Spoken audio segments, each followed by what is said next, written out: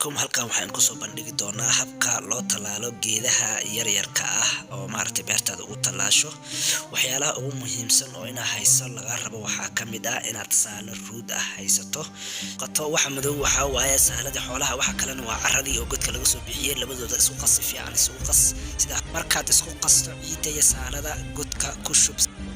kale waxa waaye xilliga la abuuray waa inay tahay xilliyada galbihi ah ama qaboobaha ama roobka ah geedaha waxa ugu fiican in la abuuro xilliga dayrta ama guga xilliyada kulul sidoo ma fiicna in la abuuro geedka haddii aad abuurayso xilli kulul waa inaad samaysaa galbihi abuur sidoo kale dhulka waraabi intaan geed ku abuurin godka aad qodayso waa inuu ahaadaa 60 centimeter oo square ah 2 feet by 2 feet la dhaho 2 feet iyo 2 feet marka abuurayso ka bixi bacda ku jirto geedka bacda ku jirto bacda ka bixi sidoo kale waxaa fiican oo muhiim ah in maaragtay saalo maaragtay ruuda lagula waxeeyo geedka lagula abuuro si fiican geedka u hagaajiyo si fiican u tallaal